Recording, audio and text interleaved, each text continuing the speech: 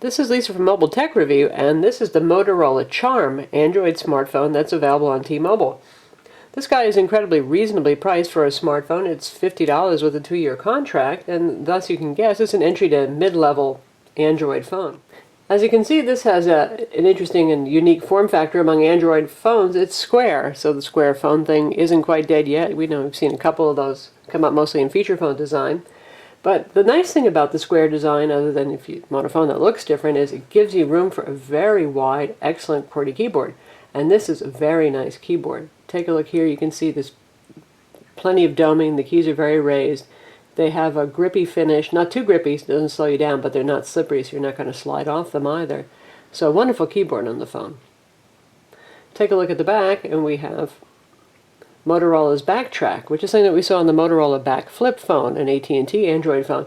This is a trackpad that allows you to use the phone, in theory, one-handed. As you can see, I'm flipping home screen simply by moving my finger back and forth. In practice, is it that useful? It's okay. It's kind of handy for switching your home screens, and if we take a look at the programs, you can scroll up and down through those. It's not bad. If you don't like it, you can disable it if you find that you're accidentally hitting this all the time. What else we have back here? It's a 3 megapixel fixed focus camera. Again, this is a budget phone, so you're not going to get a high-end camera on this, and it takes okay pictures, nothing great. It does shoot video as well, though. The 3.5mm stereo jack is up top. Here's your power lock button. The volume keys. Micro USB port right here. Nothing on the bottom except for the microphone, charm holder, and that's that. And this back here is the rather large speaker grill opening. And this phone has a great speakerphone, very loud, very full. And we'll demo that for you in a multimedia application. Let's take a look again at the home screen. Here's the problem with the Charm. This is just a QVGA 2.8-inch display. It is capacitive multi-touch, and that part's nice. You can do pinch zooming. But QVGA is just really not enough room for the Moto Blur software here. If you've seen our reviews of the Click and Click XT by Motorola, you'll be familiar with Moto Blur. Also the backflip. It's lots of social networking. You have wireless controls and other things, news feeds, and so on. And then you do have your multiple screens here with an indicator, but see, the social networking widgets are very large, and there's really not enough room to get a whole lot of text. They are resizable, so they have been resized to suit the size screen. Very cluttered and very busy. Of course, you can turn off these widgets if you want, and you probably will just because there is too much stuff there in a not very readable format. Our other complaint with the display is it's just not very sharp and good looking. There's nothing wrong with the color, the brightness is reasonable on it, but as you can see, the icons look kind of cheesy and the text looks a bit pixelated. So it's not the best experience we've seen. You can see here this very teeny looking, not very attractive font that we've got here. It's not a deal breaker, you know, especially if you're on a budget, but just be aware that Android really was designed for 320 by 480 pixels and up on screen size, so QVGA is not the greatest experience. Though we did note that the Sony Ericsson Xperia X10 Mini and Mini Pro QVGA resolutions looked better than this, so we're not quite sure why the fonts don't look so great and all that kind of thing. This has a 600 megahertz CPU. Again, it's a low to mid-range phone. It's not going to compete with the Samsung Vibrant and its 1 gigahertz Hummingbird or the 800 megahertz T-Mobile G2 that's coming out soon. It has 512 megs of RAM, which is plenty of RAM to run programs, and 512 megs of flash storage. There is a micro SD card slot under the back door here. And we're going to pull off that back door because we're going to take a look at what you get in the box, which is an extra battery, an extended battery, and a back that accommodates it.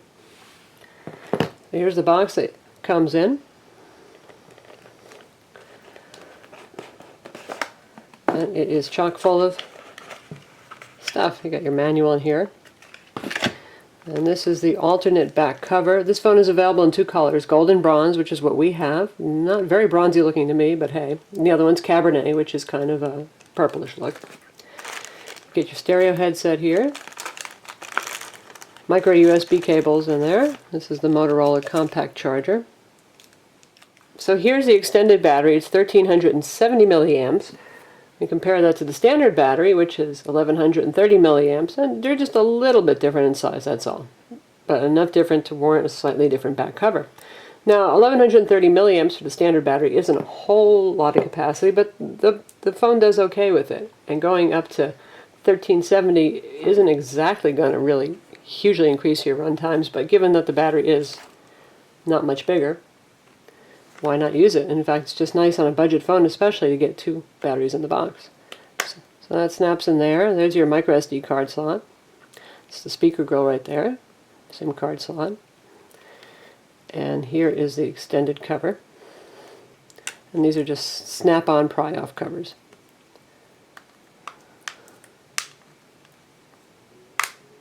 So the phone's a 1/2 inch thick with the standard cover, and not much different with the extended. Just got a little bit extra hump right there.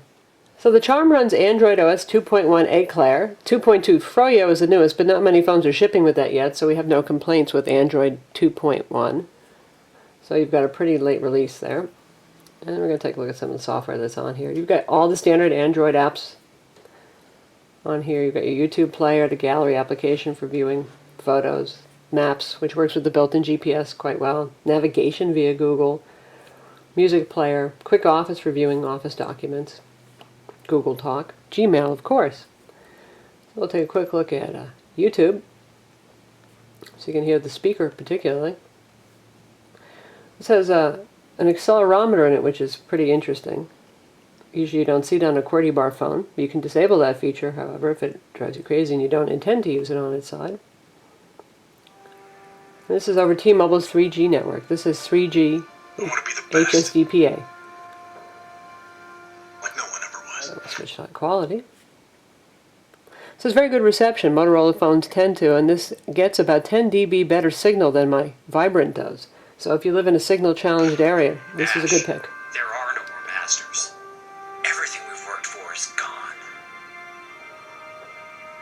Can't you see the fights are getting worse? Pikachu's gonna die in those pits. Right, max volume now. It's very loud and it's not distorting. Pikachu falls when Ivysaur comes out. So you can see the multimedia performance is fine on it. The 600 MHz CPU is adequate for streaming video, and again, it has a very good speaker. Take a look at the contacts real quick. This is enhanced with Moto Blur, which means that it'll sync to Motorola's servers, and they require that you create a Moto Blur account, and it will also sync, say you sign into your Facebook account, your Twitter account, it'll sync those contacts. So be mindful of that. You may get extra contacts thrown into your contacts database you didn't want. This is a basic listing. I've created one entry here. You can have a picture here if you want, and you've got the fields for phone number, email address, linked profiles via Moto Blur, and all that kind of thing. So you can also call, email, message somebody directly from the Contacts application. So now we're going to take a look at Google Maps here, and so you can scroll pretty quickly. This is a good GPS. It really gets the signal quickly, and you can pinch and zoom. If you press and hold on a place, you can get a picture of it with options to get directions to it. Get a street view image right there. Search nearby. All those usual good things that you can do. So that's the Motorola Charm Android phone, 2.1 Android with Moto Blur software. It's available now on T-Mobile for $50 with a 2-year contract. It's $269 if you don't want to sign a contract. I'm Lisa from Mobile Tech Review. Visit our website to read the full review.